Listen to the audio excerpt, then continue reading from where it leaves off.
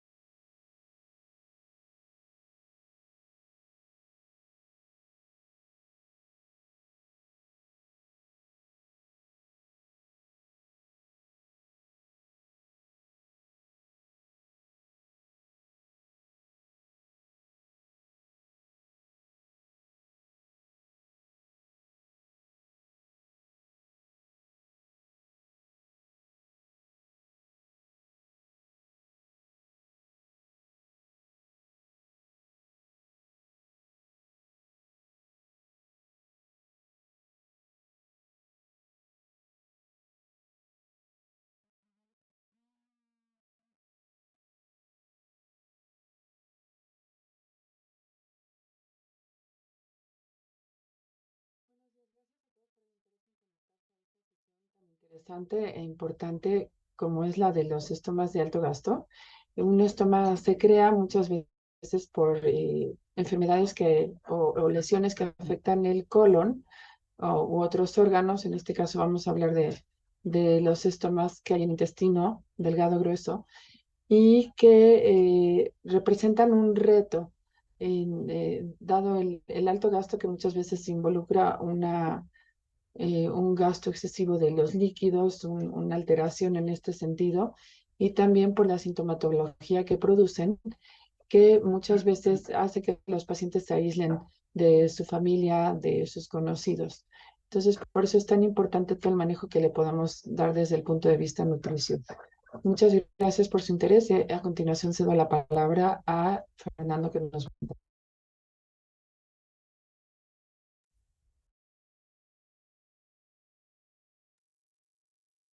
¿Qué tal? Muy buenos días a todos. Para mí es un gusto presentar al doctor Luis Galindo Mendoza. Él cuenta con la licenciatura en Medicina y especialidad en Cirugía General por la Universidad Nacional Autónoma de México, asimismo con la maestría en Nutrición Clínica por la Universidad Anáhuac, jefe del Departamento de Nutrición Artificial en el Hospital de Especialidades Médicas Centro Médico Nacional La Raza durante 28 años.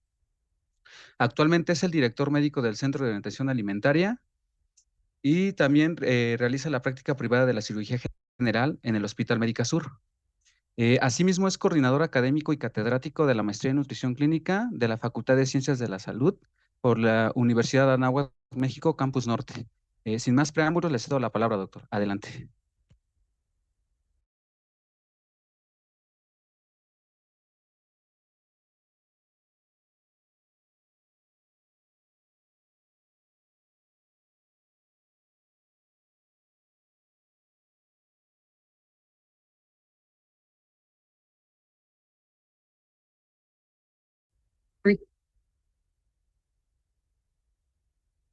¿Qué tal? Me llamo Luis Galindo Mendoza, soy médico con especialidad en cirugía general. Tengo una maestría en nutrición clínica y soy doctorando en ciencias de la salud. Agradezco la invitación para hablar sobre este tema. Actualmente soy coordinador académico de la maestría en nutrición clínica en la Universidad Anáhuac, México. No tengo conflicto de interés. He dado pláticas para muchas instituciones, universidades y compañías farmacéuticas, pero todo lo que se diga aquí está basado en la evidencia, por lo cual declaro que no tengo un conflicto. Puede haber estomas de cualquier segmento del tubo digestivo.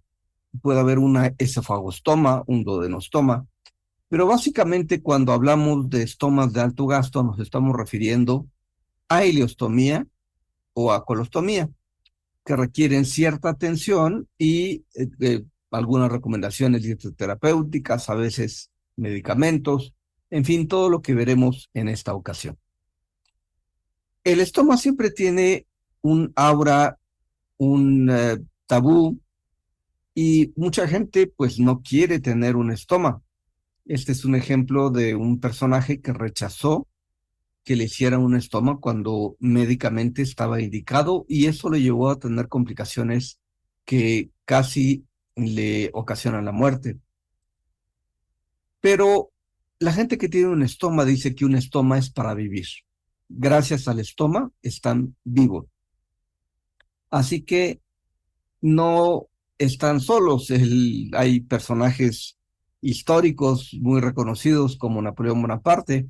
En esa época, pues no había los recursos tecnológicos que existen ahora para fijar bolsas de plástico a prueba de olores, con filtros a veces para los gases.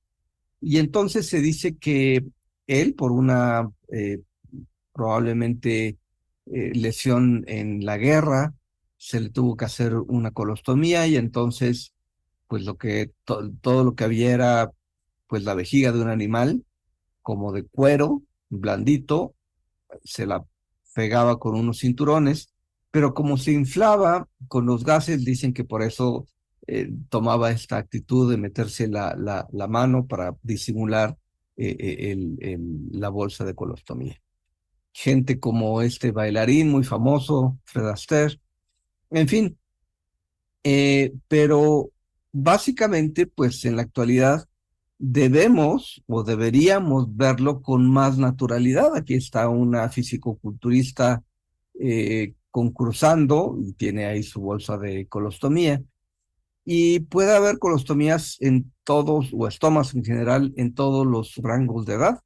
Hay enfermedades de los neonatos que los obligan a tener una colostomía desde chiquitos, escolares, y como se puede ver en esta diapositiva, pues hay en la actualidad, sobre todo en países desarrollados, la tecnología para que, por ejemplo, un niño pueda nadar en el mar con su colostomía sin tener problemas o miedo de que se le vaya a complicar de alguna manera.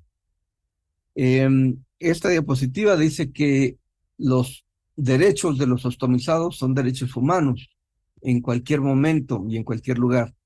Y esto pues nos debe hacer reflexionar precisamente sobre el hecho de que los ostomizados, como cualquier otro paciente, pues tiene derecho a ser bien tratado, de que su estoma se planee cuando se puede planear de manera adecuada para que no le ocasione molestias innecesarias, que su equipo de atención a la salud le dé la orientación oportuna para que no se desnutra y para que pueda seguir disfrutando de la alimentación.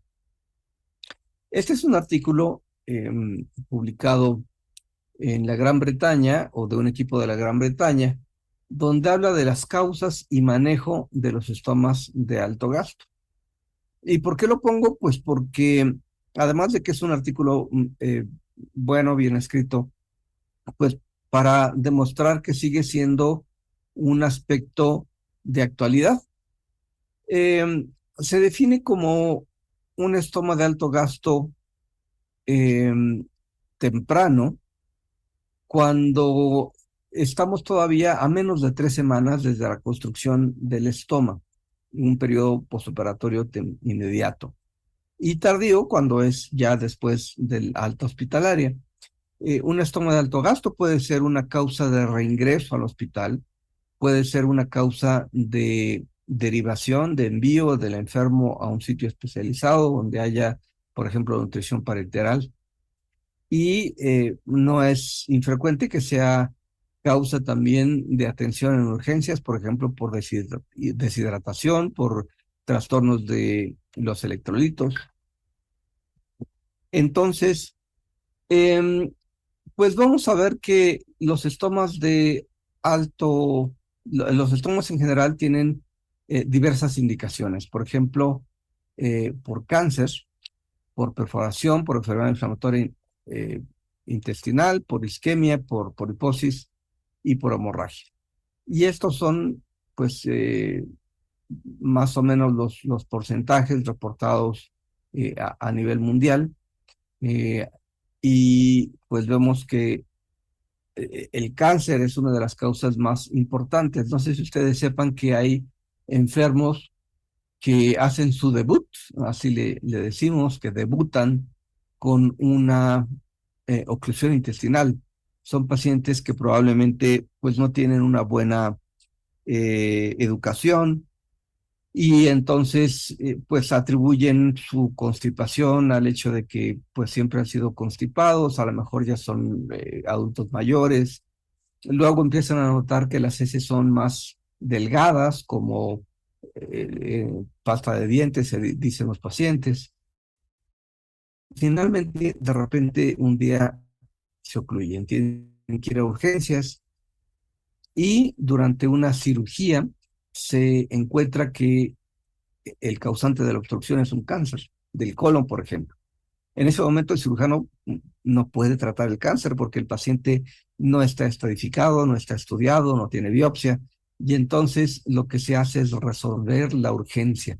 Se hace un estoma antes de la obstrucción ocasionada por el cáncer y después ya los oncólogos, el cirujano oncólogo y todo el equipo hacen una estratificación apropiada y después se operará del cáncer, probablemente después de un tratamiento neoadyuvante para reducir el tamaño del tumor y las posibilidades de diseminación. Y pues eso explica por qué en algunas ocasiones es el cáncer. O también cuando es un paciente bien planeado, pero que pues por la localización de su tumor a lo mejor es muy distal ya en el recto y pues no va a haber más remedio que hacer un estoma que en este caso sería permanente. Ahora, aquí vienen también causas únicas que, que ocasionan que un estómago tenga un gasto alto, pues obviamente una de estas situaciones es el síndrome del intestino corto, la falla intestinal, pues porque el paciente no tiene la longitud y la función suficiente para absorber el- los líquidos que se producen en el intestino, más los alimentos, y entonces eso da un gasto alto. Y también hay aquí otras causas enumeradas, si después hay en algún segmento alguna obstrucción, algunos medicamentos producen incremento en la velocidad del tránsito intestinal, las infecciones pueden producir también un alto gasto.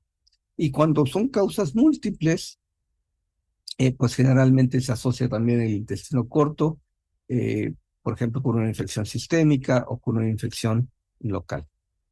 Em, Así se construye un estoma. Idealmente, si se trata de un estoma que se construye de manera programada, se debe contar con la participación de una terapista o un terapista de estomas.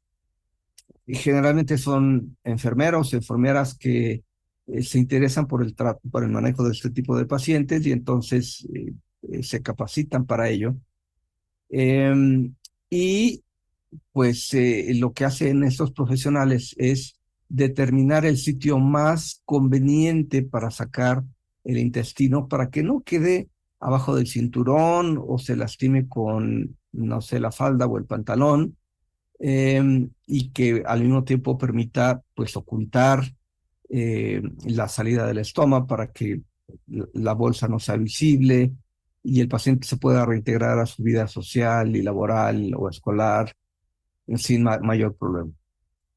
Si se fijan aquí en esta ilustración, pues lo que está pasando es que el cirujano eh, saca el intestino sin abrirlo, ya que se cerró la pared abdominal y en ese momento fabrica el estómago, como veremos a continuación. En el lenguaje de los terapistas estomales, en México por lo menos, este es un estómago que le denominan ellas un estómago guapo. Quiere decir que es un estómago que tiene una buena altura, lo cual va a permitir que la piel se lastime poco, que las fugas sean mínimas o inexistentes. Y aquí podemos ver que hay dos segmentos del tubo digestivo. Están juntos, uno grandote y otro chiquito. El grandote es por donde está saliendo ese líquido amarillo y de su lado izquierdo de la diapositiva y hacia abajo hay otro que apenas se ve y que es la continuación de el intestino, lo cual vamos a ver mejor en una figura más adelante. Estos estomas se pueden construir, si se trata del colon, pues en cualquier lugar del colon en donde se necesite. Aquí hay un ejemplo de uno en colon ascendente, en el transverso, en el descendente o en el sigmoides. Y hay algunos, como el de la fotografía, en donde se forma dos orificios y en lo que se llama el cañón de escopeta. Es justamente lo que estaba yo explicando hace rato, uno grande, por donde viene el contenido intestinal, y uno pequeño, que es la continuación del tubo digestivo.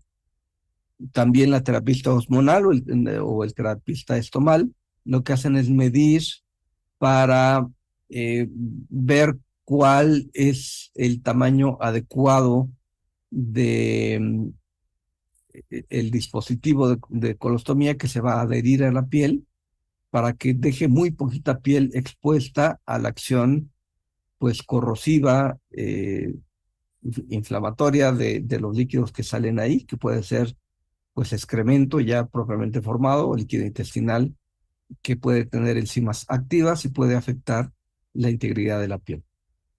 En la actualidad, les decía yo, pues existen muchos recursos para disimular la presencia de estos estomas y que la persona pueda reintegrarse a su vida normal. No es tan, si la técnica quirúrgica no es buena, pues está en riesgo de complicaciones. Por ejemplo, este estoma se salió, se tiene que volver a operar el paciente porque probablemente las suturas con las que se debió fijar a la aponeurosis pues no estuvieron bien y se sale el estoma. Y algo peor todavía es cuando el estoma se mete. Se llama un estoma umbilicado porque parece ombligo.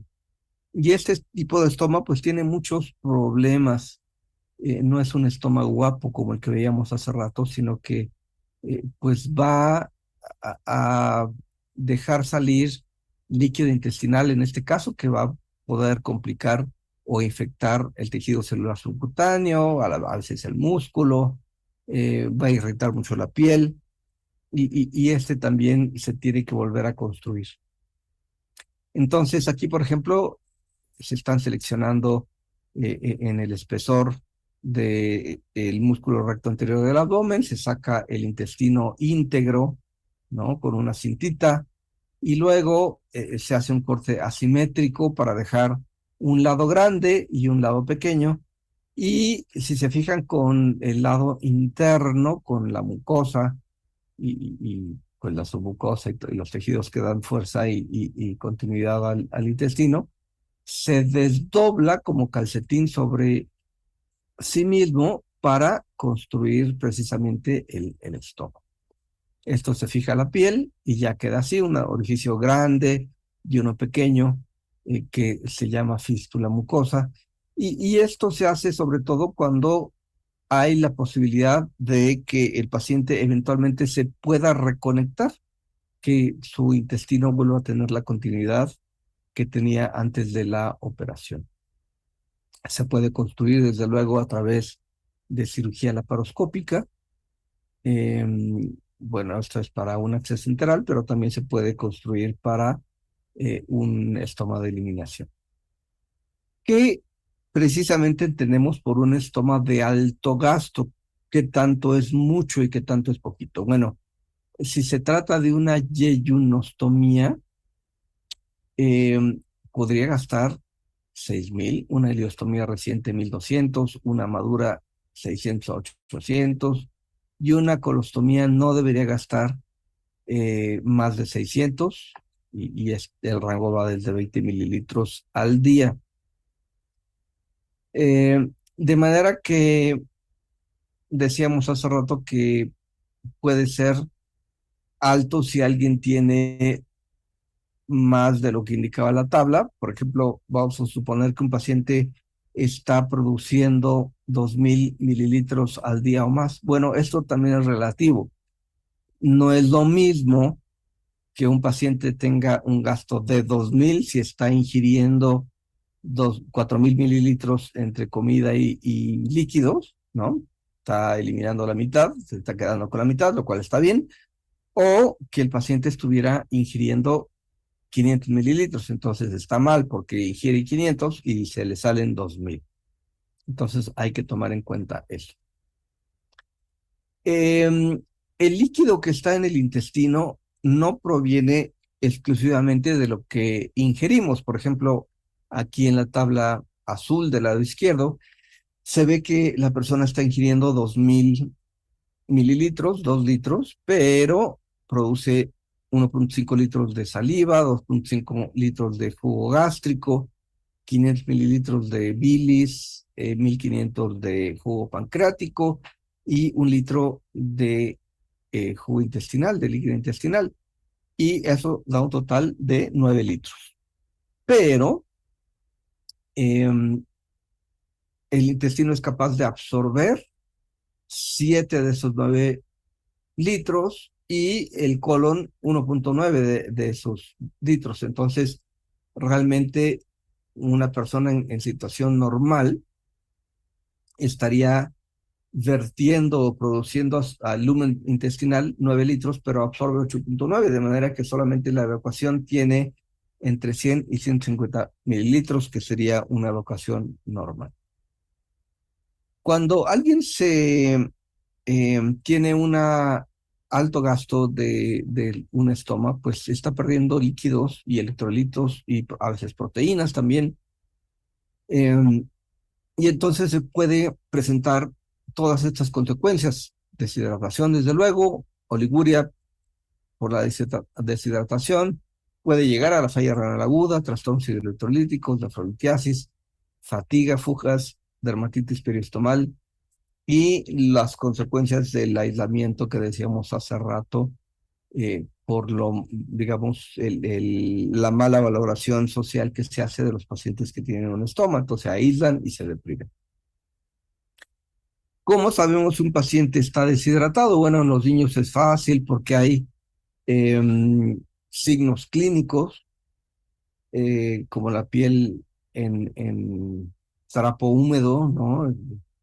Pero pues en el adulto es un adulto que orina menos de 1200 mililitros al día, generalmente una orina oscura, que está perdiendo peso de un día para otro, que al medir la presión arterial sale persistentemente baja, que al levantarse pues tiene mareo o inclusive se puede desmayar por hipotensión ortostática, que siente la boca seca y tiene sed y que tiene dolor de cabeza. Generalmente, pues del punto de vista clínico podemos recolectar toda esta información sin necesidad de tener análisis de laboratorio. Ahora, se establece un círculo vicioso. Un paciente que tiene un alto gasto en su estómago, se deshidrata, eso hace que le dé sed, pero entonces ingiere muchos líquidos y entonces tiene alto gasto y así se perpetúa este ciclo que ocasiona pues las consecuencias de un estómago de alto gasto. ¿Qué es lo que se tiene que hacer primero? Bueno, toda decisión se tiene que basar en la evidencia. Entonces, el gasto diario se tiene que registrar en forma objetiva. Del lado izquierdo está un pato que sirve para recolectar orina. Ahí está un dispositivo para que una mujer pueda utilizar este pato. Es decir, que no se puede calificar de manera subjetiva si la persona está con un alto gasto o si tiene deshidratación. Hay que medir.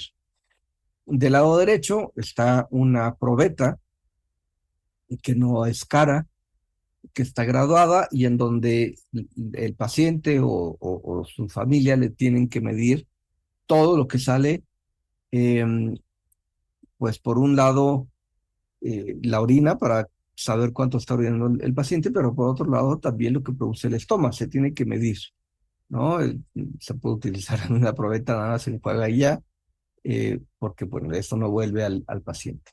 Y en medio están dos bitácoras, dos diarios, en donde el paciente tiene que anotar, o su familia, todos esos gastos, tanto los de la orina como los del estoma para llevar un registro objetivo, para poder hablar de si es realmente un alto gasto.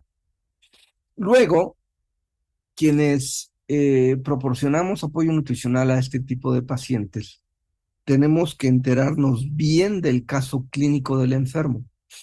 Y desafortunadamente en muchos sitios, pues el cirujano, después de hacer una buena cirugía, pues ya está muy cansado y le dice al residente, que le dice al residente de menor jerarquía, que le dice al interno, que le dice al pasante, que haga la nota quirúrgica. Y el pobre pasante pues no tiene idea de qué poner en la nota quirúrgica y puede poner detalles que son irrelevantes, pero deja fuera detalles que son muy importantes. ¿Qué detalles son muy importantes? Es si se puede medir la longitud del intestino, no que quitó el cirujano, sino el que se quedó dentro del paciente. En muchos quirófanos hay reglas de metal estériles. Son reglas, por ejemplo, que utilizan los neurocirujanos para colocar una derivación ventrículo-peritoneal. Y puede ser una regla común y corriente de la papelería de aluminio, por ejemplo, o de acero, que se pone a esterilizar y punto. Hay instrumentos quirúrgicos como mangos de bisturí que también tienen una escala de medición en centímetros, pero bueno, se va a uno tardar más, pero no debe ser esta medición objetiva, porque si ustedes le preguntan a una persona, bueno, cuánto mide tu cuarta, ¿no? El cuarta es estirar así los dedos, la distancia entre el pulgar y el meñique, pues es muy variable. Inclusive si le preguntan a alguien, bueno, ¿cuánto crees que mida, no sé, un vaso de 200 litros puesto en horizontal? Pues quién sabe. Entonces tiene que medir contra un patrón conocido. Y de preferencia deberíamos contar con un dibujo, una expresión gráfica de qué es lo que quedó y qué es lo que se quitó. No es infrecuente que tengamos que acudir al cirujano para que nos aclare una nota quirúrgica que no está bien, bien llenada, pues bien requisitada, ¿no? Pues por bien del enfermo tenemos que saber exactamente qué se quitó y qué longitud tiene. No siempre es posible llegar a la exactitud porque hay veces que las adherencias de cirugías previas o pues, no permiten identificar exactamente qué segmento de intestino se quedó, pero hay que hacer el intento. Si no, ya ha pasado el tiempo, un par de semanas, si la nota quirúrgica es confusa, se puede pedir al radiólogo que haga una medición en rayos X a través de un tránsito intestinal de la longitud, pero también de la anatomía del intestino residual. Decíamos hace rato que podría ser que el paciente tiene un intestino corto, ¿no? Tiene un estoma, por ejemplo, en el yeyuno. Entonces, se trata como falla intestinal, en donde el paciente pues va a tener necesidad, por lo menos al principio de su evolución, de ser alimentado con nutrición parenteral y después ir rehabilitando el intestino, etcétera. Por ejemplo, hasta la izquierda tenemos un diagrama de una enterostomía. Este paciente definitivamente tiene un intestino corto, tiene falla intestinal, y puede ser que en él aplique lo que acabamos de decir. Puede ser que un paciente haya perdido un segmento del colon y entonces nada más se anastomosó el intestino delgado con el intestino grueso a través de un segmento. Aquí sería, por ejemplo, ya que el paciente ya no necesita un estoma, ¿no? Pero sigue teniendo o puede seguir teniendo falla intestinal, porque si se fijan, pues ahí el intestino que queda en el dibujo, pues es muy poquito. Y hay pacientes que tienen continuidad del intestino delgado con el grueso a través de una anastomosis yeyuno ileocólica, pero sigue teniendo intestino corto. Entonces, a eso se refiere la diapositiva de que si pues es asociado con intestino corto, pues hay que tratarlo con intestino corto. Desde luego que recordamos que no todos los segmentos del intestino tienen una función igual, ¿no? Si se fijan ustedes ahí en el íleon, pues hay funciones que no aparecen en ninguno de los otros segmentos. Por ejemplo, en todos los demás no hay absorción de sales biliares, eh, eh, folato, bueno, un poco en el yeyuno, pero B12 tampoco en ningún otro segmento. En cambio, el yeyuno, varias de las funciones que tiene, pues pueden ser sustituidas por el ilion.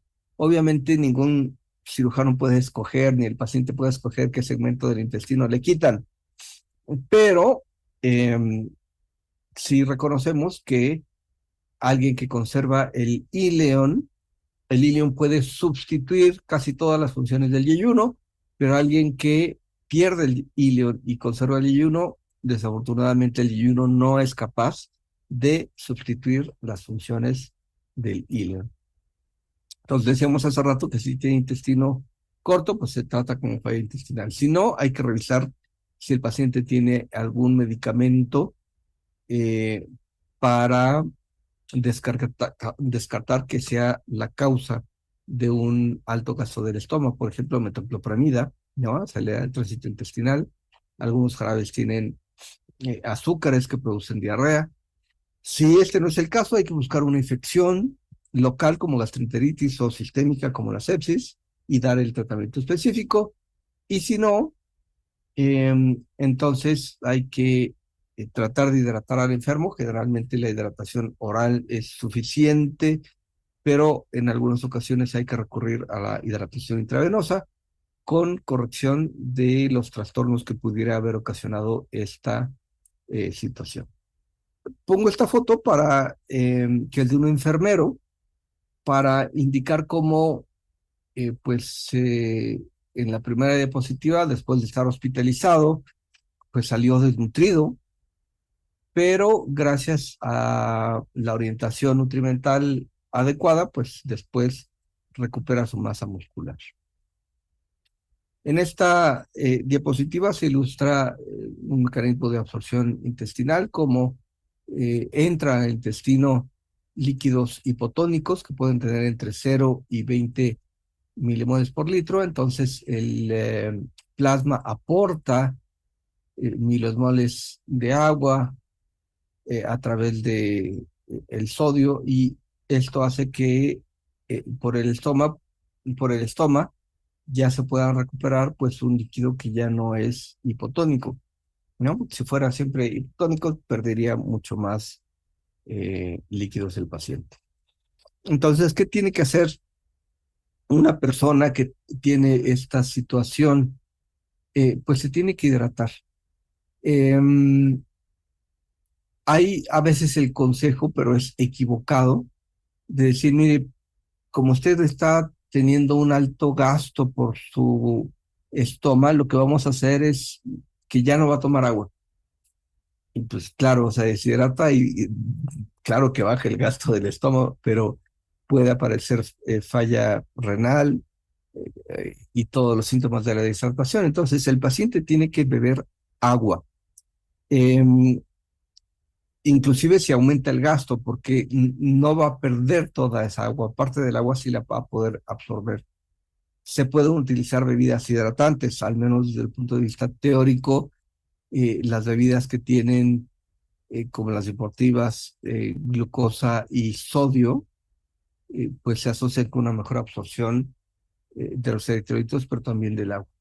No se sugiere consumir refrescos, porque podrían irritar y aumentar la velocidad del tránsito intestinal.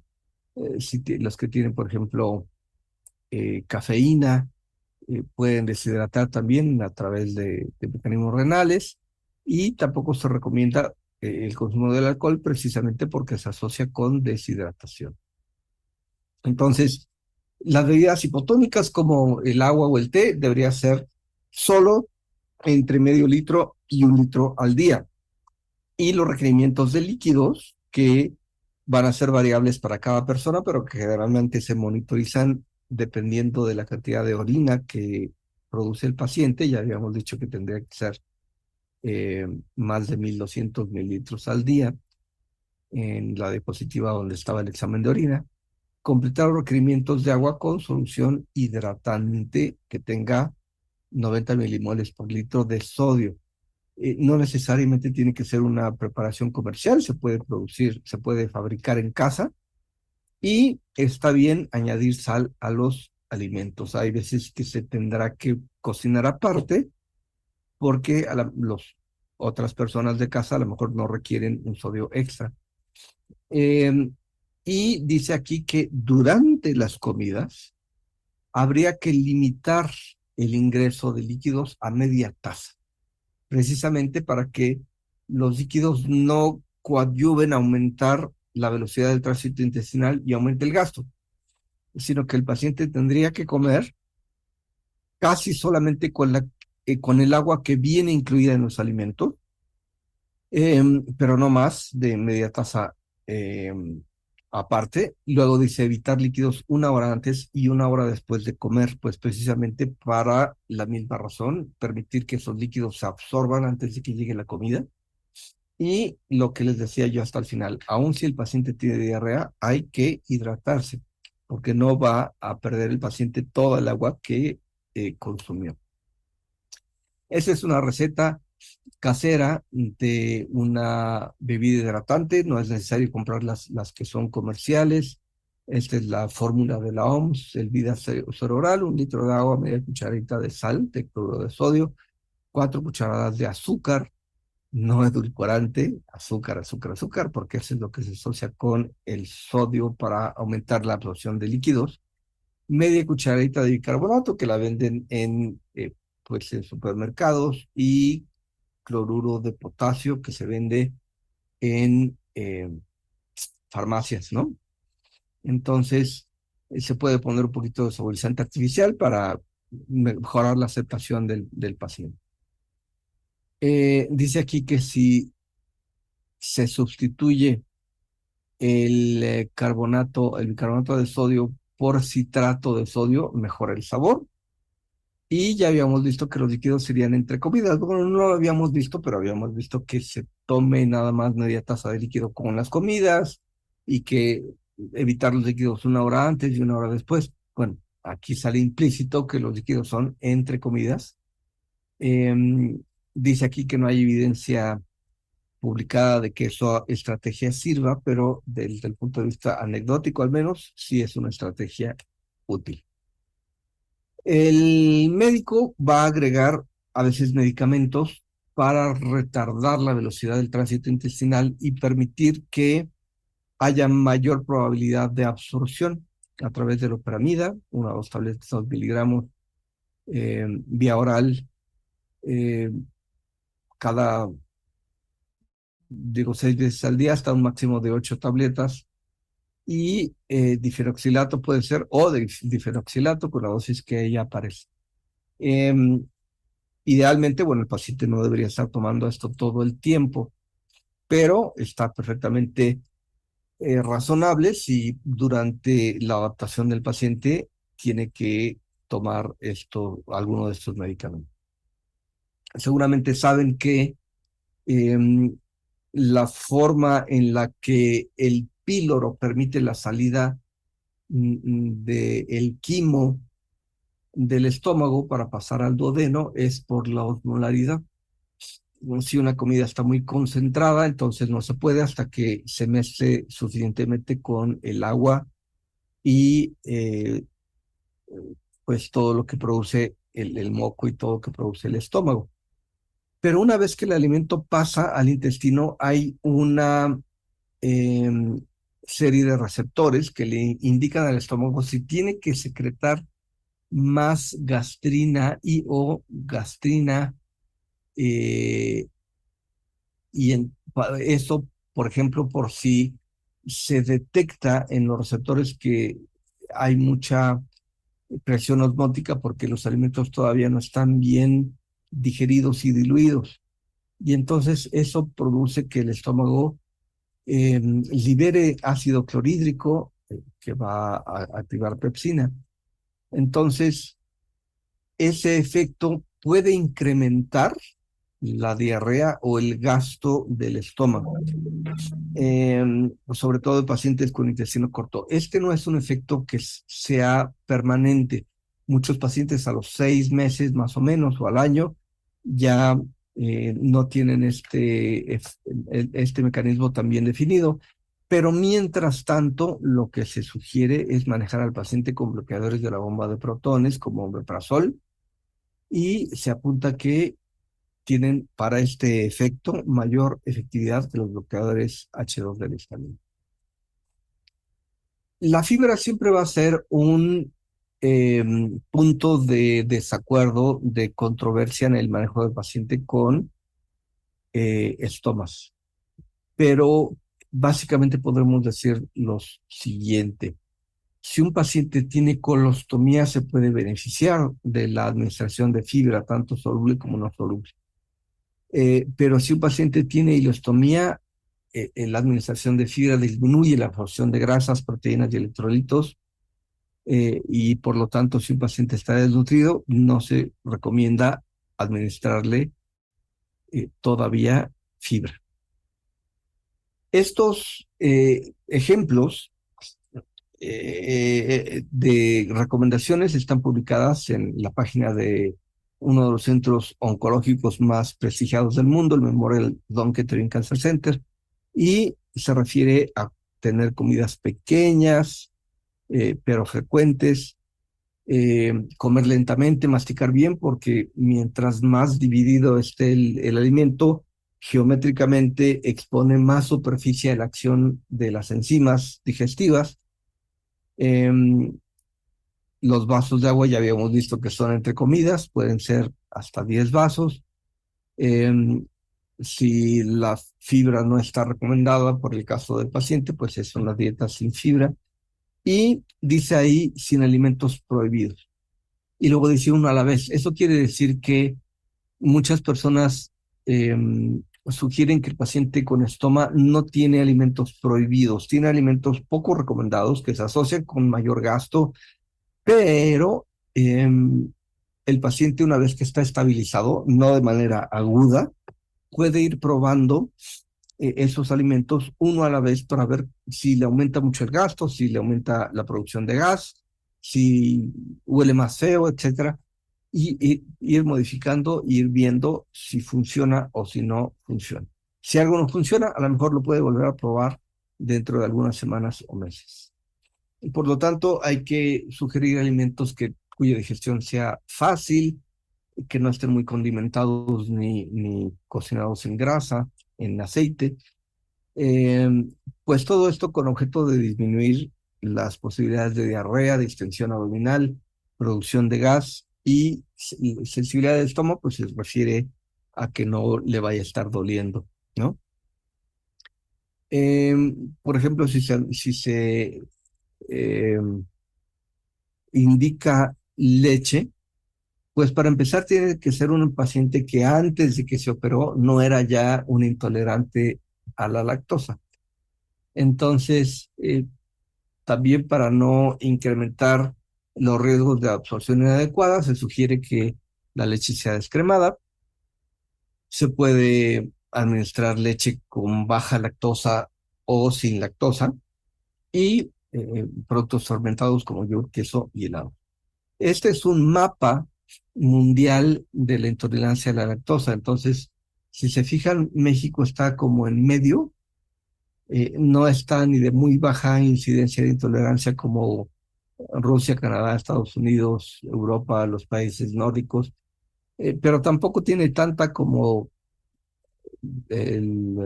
África o Sudamérica, y desde luego tampoco como China y ya el sur de África o el sur de América del Sur. Entonces, esto quiere decir que pues depende, ¿no? Hay que ver si el paciente tolera, pues se le continúa la administración de lácteos en su dieta, y si no, no. Proteínas, pues el huevo es una excelente fuente, pero podría producir mal olor en la bolsa.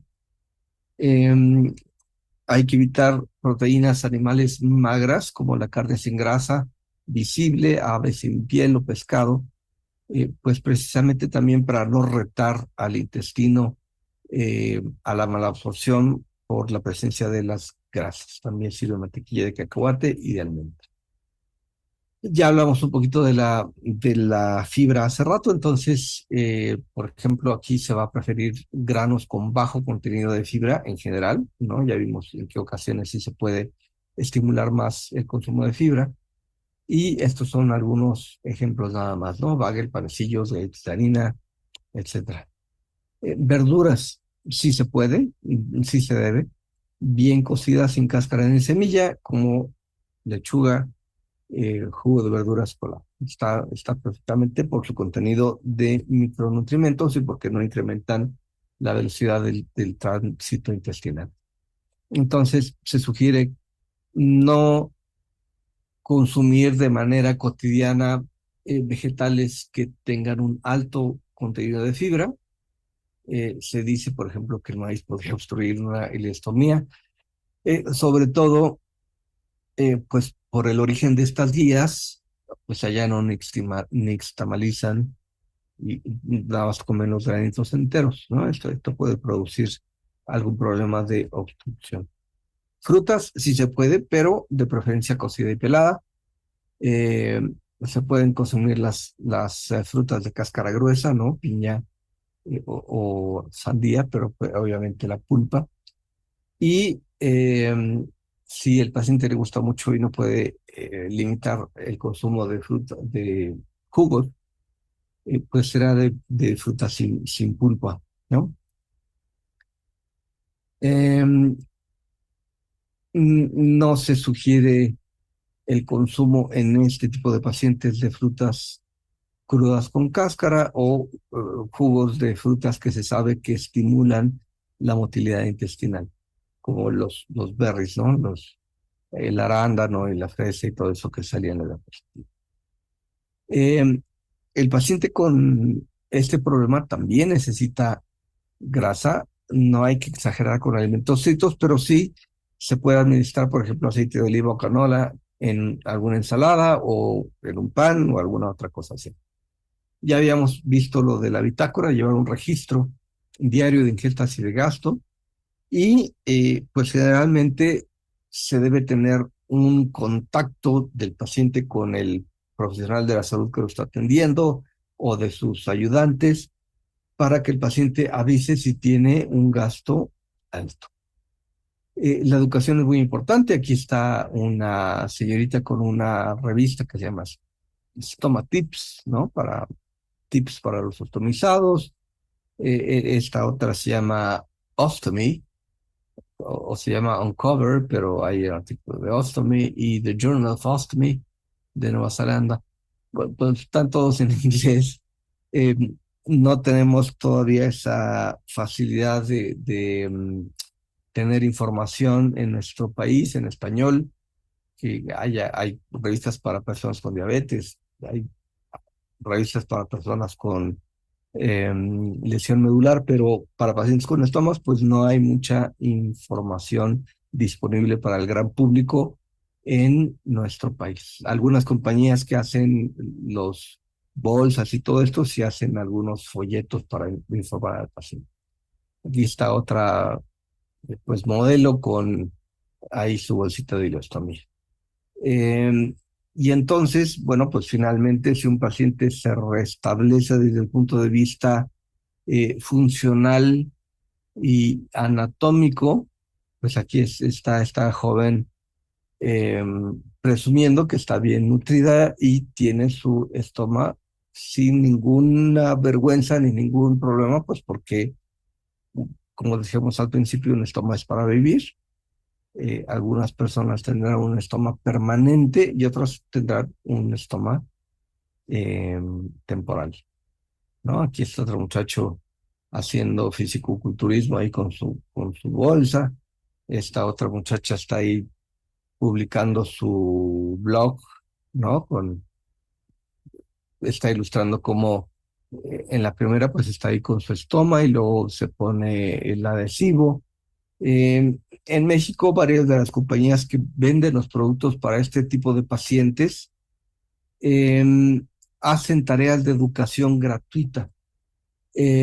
Porque, bueno, si el paciente queda eh, impresionado y a gusto, pues les va a comprar la cremita y la bolsa y todo, ¿no? Entonces, pues aquí están varios pasos que está ilustrando esta señorita para ponerse su bolsa de ilostomía sin ningún problema o de colostomía.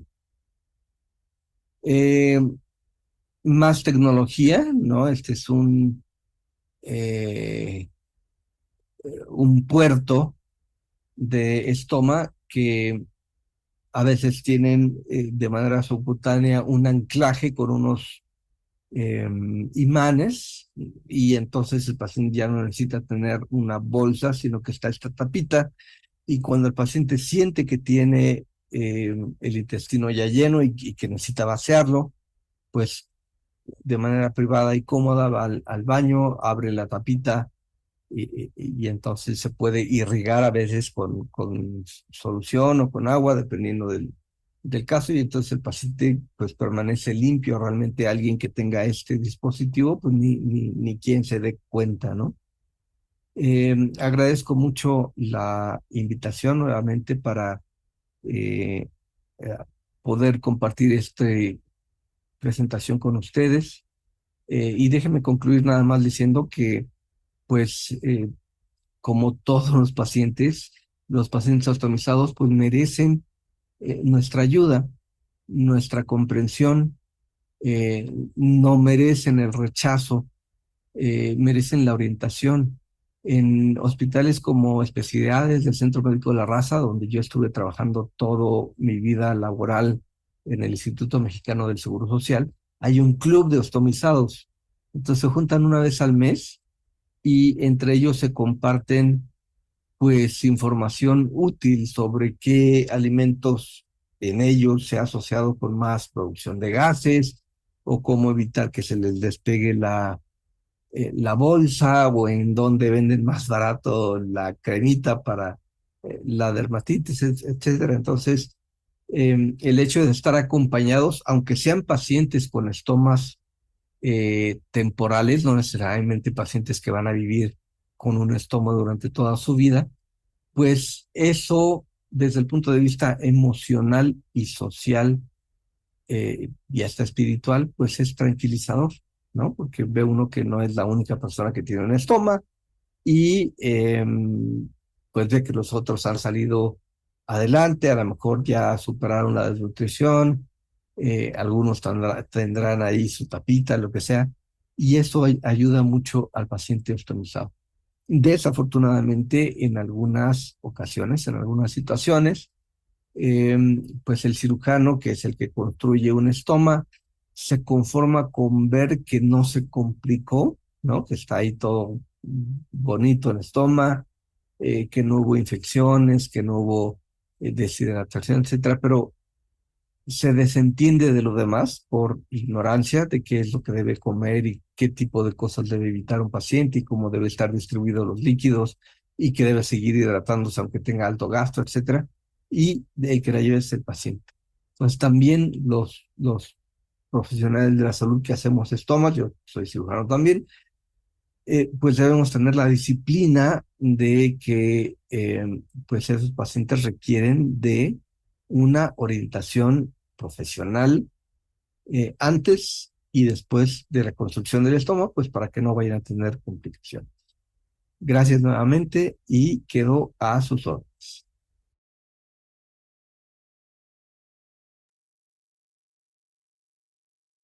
Pues muchísimas gracias al doctor Galindo por esta conferencia tan ilustrativa, tan práctica, que se ve inmediatamente pues todo ese afán de educarnos.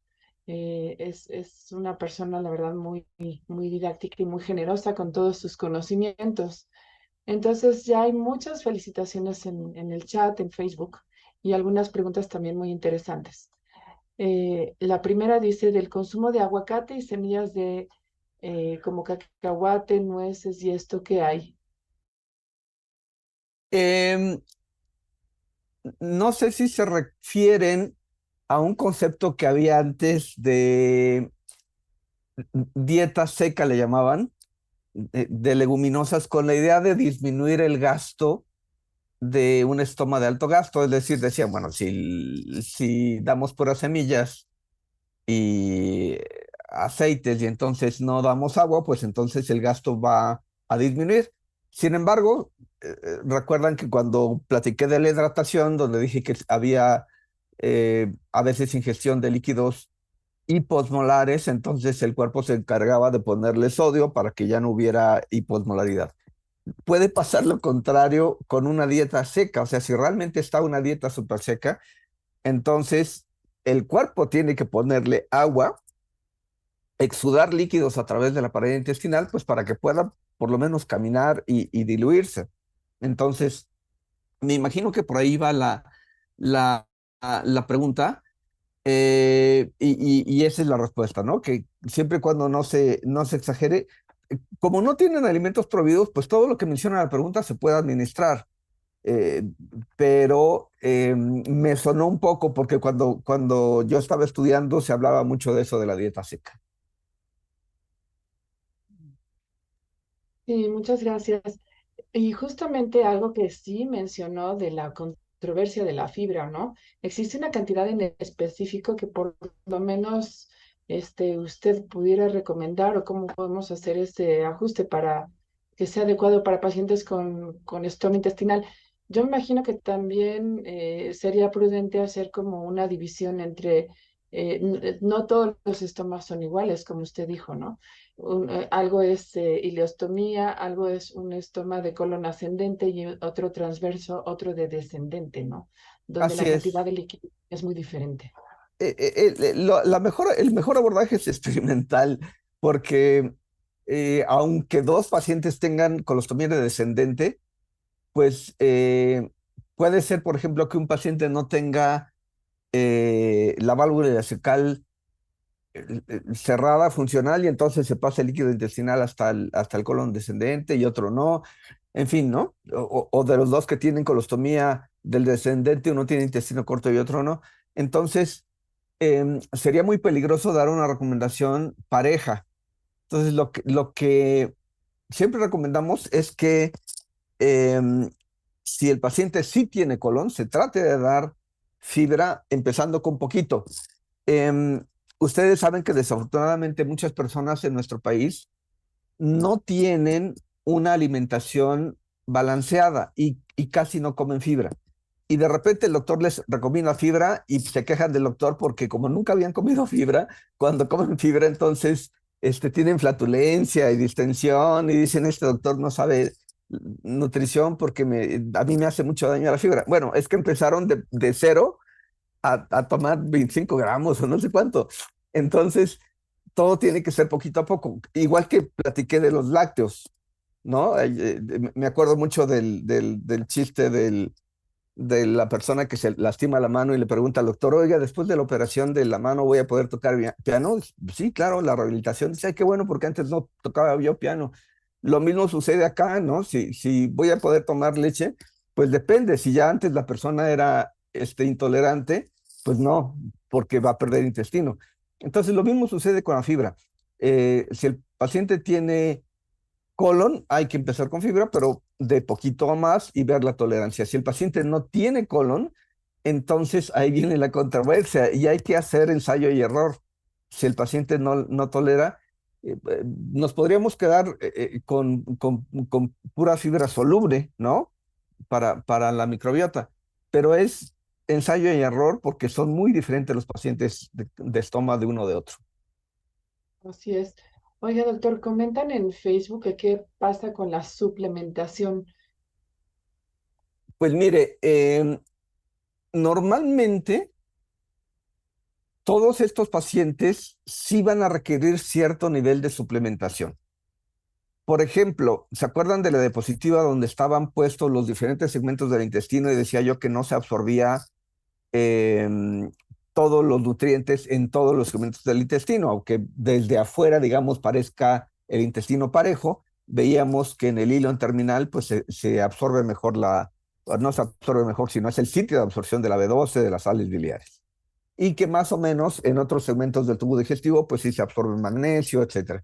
Entonces, depende mucho de el segmento que haya perdido el paciente. Por ejemplo, si pierde un paciente el ilion terminal, que no es algo muy raro, voy a hablar de un ejemplo, pues más o menos común de alguien que no tenga cáncer. Un paciente con apendicitis aguda. A la fecha, personas humanas en México y en muchos países avanzados se siguen muriendo por apendicitis, porque se diagnostica tarde, porque lo que quieran, ¿no? Entonces, hay veces que no se puede nada más quitar el apéndice y el cirujano tiene que optar por quitar el apéndice más el colon ascendente y entonces el paciente queda con una iliostomía y pierde el ilion terminal, un pedacito. Entonces, esa persona va a tener que tener suplementación, por ejemplo, de B12, que podemos probar por vía oral a ver si le quedó un pedacito que la absorba y si no, una inyección mensual de complejo B. Pero a lo mejor también necesita suplementación con sales biliares, ¿no? Porque como ahí se reabsorben y se establece la circulación enteropática, si lo está perdiendo, pues no va a absorber sales biliares y por lo tanto la absorción de lípidos va a ser mala y por lo tanto no va a absorber vitaminas liposolubles. Entonces, a mí me gusta, cuando me preguntan de suplementación, yo me acuerdo mucho de que a mí en la escuela, mi maestra de farma siempre me dijo que la suplementación con vitaminas y minerales era un truco de las farmacéuticas para enriquecerse, pero que uno en realidad orinaba lo que no le hacía falta. No sé si alguna vez fue cierto, pero hay estudios recientes publicados en revistas mexicanas donde se comprueba a través de métodos estadísticos que la ingesta de diferentes minerales, algunos muy importantes como el calcio, es totalmente insuficiente en todos los grupos de edad mexicanos, ya sea rural o urbano, ya sea hombres o mujeres. Y además hay otros, ¿no? Zinc, calcio, etcétera, etcétera. Entonces, si eso sucede con la población, entre comillas, normal, entre comillas, sana, de una estadística, porque esto eh, viene de la encuesta nacional de salud y nutrición. Ahora imagínense alguien que tiene una patología y que ya no está comiendo bien y que tiene pérdidas anormales. Entonces, la suplementación es indispensable. No se puede dar tampoco una receta universal, sino que el equipo de nutrición tendrá que deducir algunas veces a través de la anatomía que quede en el paciente, qué segmento de intestino le quedó, por eso hablaba yo de la importancia, a veces a través de estudios de laboratorio, ¿no? Puede ser desde algo sencillo como una biometría hemática, donde vamos a ver una anemia crónica en donde el paciente le está faltando folato y B12, bueno, se lo reponemos. Puede ser algo más sofisticado, hay determinación de vitaminas en sangre, etcétera, pero podemos también tener un abordaje pues más práctico y en general, si los sanos necesitamos de suplementación por el estrés, por la oxidación, por vivir a 2.240 metros sobre el nivel del mar, por todo este calorón que produce estrés oxidativo, etcétera. Ahora, pues mucho más las personas con estómago.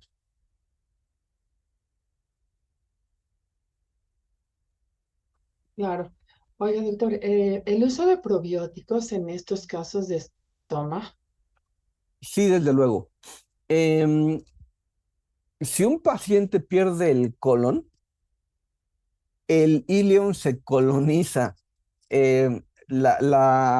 Parece un juego de palabras porque se puede entender como que se coloniza con bacterias que normalmente deben tener en el colon, pero también se hace como colon, ¿no?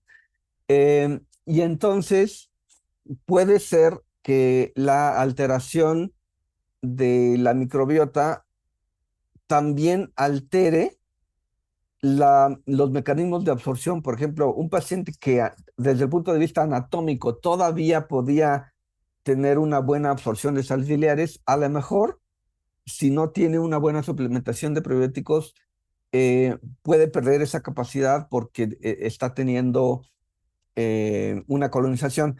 Por ejemplo, hay pacientes en los que para el tratamiento y el tratar de que tengan una buena evolución después, por ejemplo, de una resección amplia, se hace como una bolsita, a veces en la pelvis para que evacúe por el ano, pero a veces también por el abdomen, em, para tratar de que esa bolsita absorba líquidos y que el paciente no pierda muchos líquidos y evacúe lo más parecido a popó. No siempre dan resultado estas bolsitas y a veces se complican con una bursitis, es decir, una inflamación e infección de esa bolsa. Y entonces, desafortunadamente, a veces no hay otro remedio que tratar al paciente con antibióticos, pero no podemos poner los antibióticos nomás en la bolsita. Y entonces al poner antibióticos, pues estropeamos el equilibrio de la microbiota y también aquí es un poco difícil dar una recomendación general para todos los casos, pero em, no sé si ustedes saben que, pues, por ejemplo, en insuficiencia hepática, en cirrosis, en obesidad, etcétera, se están describiendo cada vez más ahí en el Instituto Nacional de la Nutrición, eh, pues, con los casos de enfermedad inflamatoria intestinal como colitis ulcerativa y Crohn-Ven, etcétera, pues son expertos en todo este campo de los probióticos y poco a poco se están describiendo, uno, las alteraciones que las enfermedades producen en la microbiota en estos pacientes, pero al mismo tiempo, cuando se compara lo normal con lo patológico, pues ahí salen las recomendaciones, ¿no? Si a esta persona le está faltando Akkermansia, bueno, pues vamos a ver qué probióticos pueden darnos Akkermansia, a veces a través de tabletas, a veces a través inclusive de trasplante de materia fecal, pero sí, desde luego, cada vez que alteramos la fisiología del tubo digestivo, pues hay que pagar las consecuencias.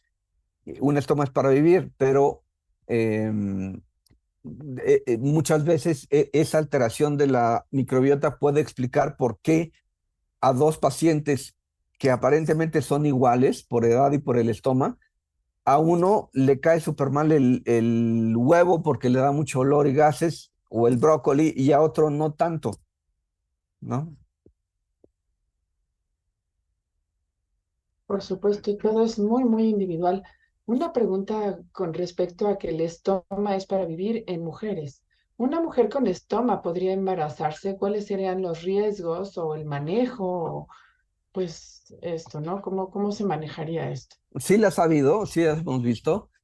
Em, es evidente que el útero grávido pues va desplazando hacia arriba. Por ejemplo, cuando una mujer embarazada tiene apendicitis, pues el apéndice ya no está en la fosa ilíaca, no está por debajo de la costilla porque lo ha empujado. Entonces, em, en general, es muy raro que haya una complicación. Si el estómago está bien construido, de lado, en la mujer generalmente arriba de la espina ilíaca anterosuperior, etcétera, es raro que se pueda complicar. Si hay una mujer que ya tiene un estoma y piensa embarazarse, pues la tiene que evaluar entre el cirujano y el obstetra para ver si no se tiene que cambiar de sitio antes de que se planee el embarazo. Eso es súper raro. Generalmente no hace falta. Em, lo que pasa es que se acuerdan que presenté algunas fotografías de estomas mal hechos. Esas fotografías no son de internet, son casos que yo he visto. Y también hay colegas que en vez de poner, colegas que tienen poca experiencia y que no tienen terapista estomal, y en vez de poner el estoma de lado, aunque no lo crean, lo han puesto en medio. Entonces ahí sí es muy, muy problemático, pues porque el útero puede empujar y obstruir el estoma. Pero si está de lado, en general, el riesgo de complicación es bajo. Por eso más apreciamos su conferencia, por toda la experiencia que nos está transmitiendo. Justamente no son fotos de internet, son de usted, ¿no? Bueno, muchas gracias. ¿Es recomendable una dieta de algún tipo de vegetarianismo, por ejemplo, o lo ve contraindicado? En general es poco recomendable. No tengo nada en contra de la filosofía de los vegetarianos, pero pues sabemos que la alimentación es mucho más compleja para cumplir con todos los requerimientos de los nutrimentos. Entonces, em, pues dependiendo del tipo de estómago que tenga la persona, pues va a ser mucho más probable que tenga producción de gases por la fermentación y eso complica el manejo del estómago. No es que sea imposible. En los Estados Unidos, por ejemplo, hay bolsas que tienen filtros de carbón activado y entonces se sale el aire, pero no el olor. Y entonces, pero bueno, ya es complicar más. Entonces, en general, pues va a ser mucho más complejo el manejo nutricional de los pacientes. Yo les puse fotos ahí de los fisicoculturistas porque en condiciones normales en nuestro país, el paciente con estoma se desnutre muy fácilmente. Muchas de las veces, así, lo ideal es que el cirujano oncólogo, el cirujano general, etcétera, pidiera ayuda de la nutrióloga y del maestro de nutrición, pues desde antes de que el paciente se fuera a someter a una ostomía, sobre todo si es programada, o inmediatamente después de la cirugía si fue de urgencia. Pero eso no sucede así. Cuando llaman, cuando piden auxilio, pues es porque el paciente ya lleva 3 internamientos por deshidratación, está todo flaco y desnutrido. Entonces, eh, pues hay que tratar de prevenir eso. Yo puse las fotografías de los fisiculturistas, pues para probar que sí se puede mantener a un paciente bien nutrido a pesar de que tenga estomas. Pero en muchos países, incluyendo el nuestro, lo común es lo contrario. El paciente ostomizado está abandonado y desnutrido. Y sufre, o sea, más de que publicar ahí un blog presumiendo el estómago, pues está deprimido porque le va mal, se siente peor, nadie le hace caso, ya no va, ya no sale y pierde peso.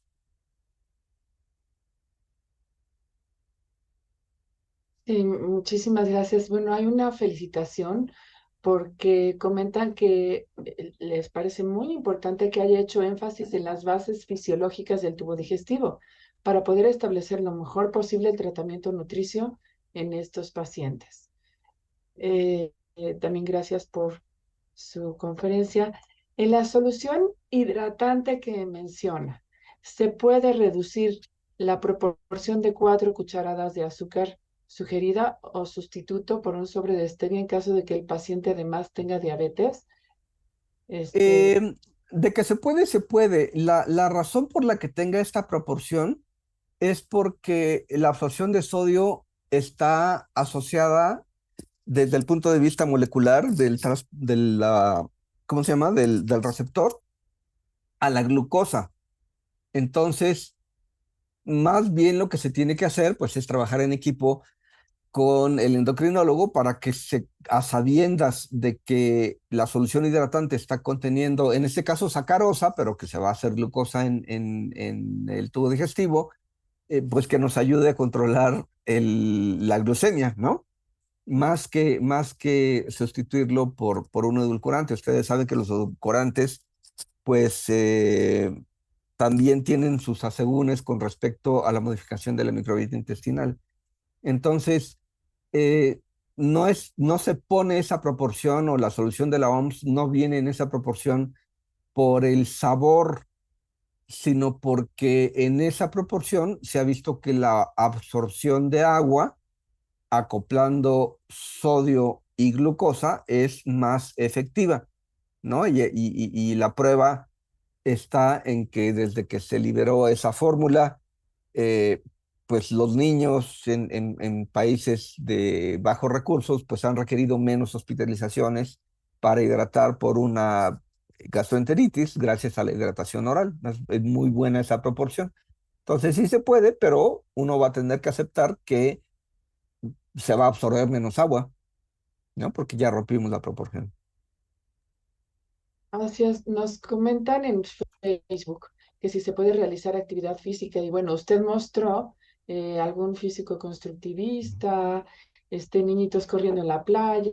Yo creo que no hay mucho problema, simplemente sí tener más cuidado con la hidratación. Exactamente. Em, y todo, eh, pues desde el punto de vista progresivo y controlado. No sé si la persona que pregunta se refiere, por ejemplo, si alguien puede hacer esfuerzos abdominales, ¿no? Como ejercicios que fortalezcan los músculos del abdomen. Y la respuesta es sí, siempre y cuando el estómago esté bien construido y no que con el esfuerzo se le vaya a salir. Pero el tener una pared abdominal fuerte, como los chicos y chicas de las fotografías, pues contribuye a que el estómago esté funcionando bien. Pero si está mal hecho el estómago, pues en una pujada del ejercicio, pues se va a salir el pobre estómago y se va a hacer una emergencia. Gracias. ¿El uso de probióticos es por vida o por un tiempo específico? Pues como en todos los casos, va a depender de qué tanto bien está funcionando. Ustedes saben que hay recomendaciones en las que se dice que hay que estar variando las cepas y después dejar un descanso, etcétera, etcétera. Pero si en el caso de las personas sanas todavía no hay un consenso, se acaban de publicar en el 2023 las de la Organización Mundial de Gastroenterología, nuevas recomendaciones con respecto al uso de probióticos y prebióticos, pues todavía no hay como tanta experiencia en pacientes ostomizados para dar una recomendación, ¿no?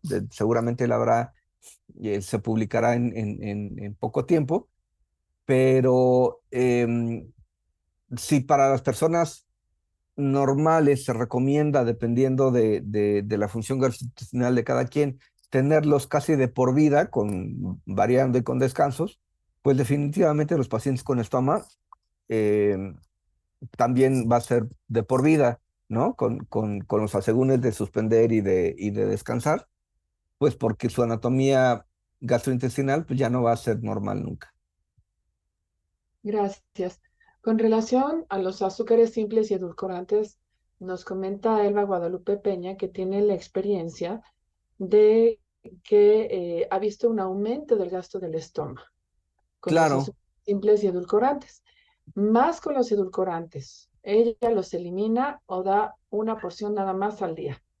Y sí, con base en su expertise, ¿qué nos puede decir? pues que tiene toda la razón. Los azúcares simples, por su efecto osmótico, este, no son buena idea. Seguramente conocen ustedes, no voy a decir la marca, pero botellitas de bebidas súper azucaradas que les dan mucho a los niños en las escuelas, botellitas de plástico, que uno las prueba y casi le duele a uno las muelas de tanta azúcar que tienen. Em, Cuando estos azúcares pasan al tubo digestivo y sobre todo si la persona tiene un tránsito acelerado porque tiene un intestino corto, etcétera, etcétera, pues en el camino para equilibrar la osmolaridad va a demandar que la pared intestinal done agua para diluir estos jugos tan concentrados y eso pues quiere decir que aumenta el gasto.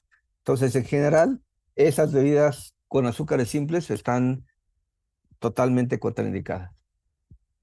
Muchas gracias. Hay una pregunta también en Facebook que mencionan que si es posible, por ejemplo, un paciente que tenga gastrostomía o yeyunostomía para alimentarse y que tenga la mala suerte de tener un estómago de salida, me imagino, digo, no entiendo muy bien la pregunta si se refiere a un estómago de salida para justo para esto, pero me imagino que no, o un estómago de, justamente de intestino, ¿no? Pues sí, está compleja la pregunta, pero seguramente la hace porque a lo mejor la persona vio este caso. Cuando una persona tiene gastrostomía o yeyunostomía para alimentación, pues es porque hay alguna indicación para ello, ¿no?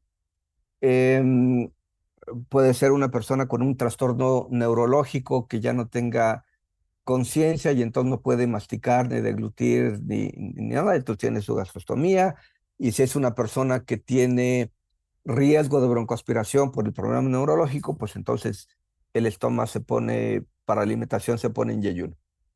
Ahora, si esa persona a lo mejor tuvo su problema neurológico por un accidente vascular cerebral, pues es una persona que también tiene riesgo para infarto intestinal.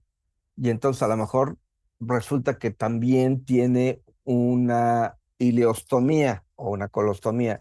Pues es muy mala pata, pero lo que van a tener que hacer las personas que lo atiendan, eh, pues es empezar a ver qué tipo de alimentación le resulta bien para el estado nutricional sin aumentar el gasto.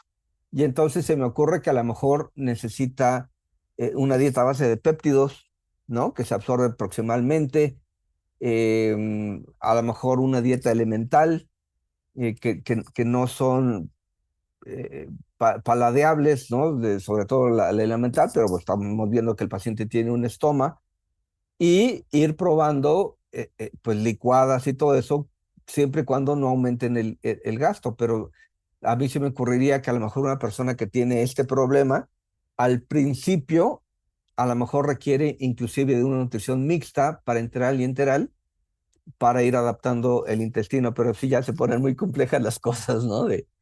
¿Y qué tal si además tiene diabetes, pero también tiene insuficiencia renal? Pues sí, se vuelve muy complejo. Ay, sí, totalmente, pero a veces hay estos casos tan tristes. Sí. Eh, Doctor, y bueno, por último, una felicitación muy linda, dice una ponencia imperdible. Y muchas gracias, doctor Galindo, gracias también de nuestra parte, y le cedo la palabra a Fernando. Gracias.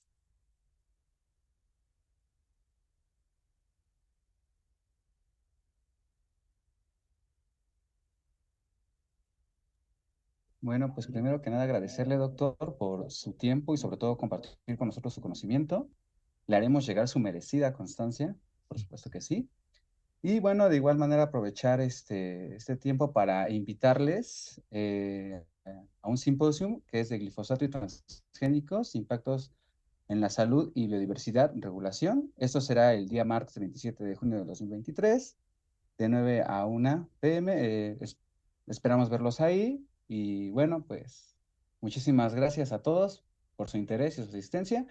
Pues damos por finalizada la sesión. Muchísimas gracias. Muchas gracias, doctor. Gracias. No.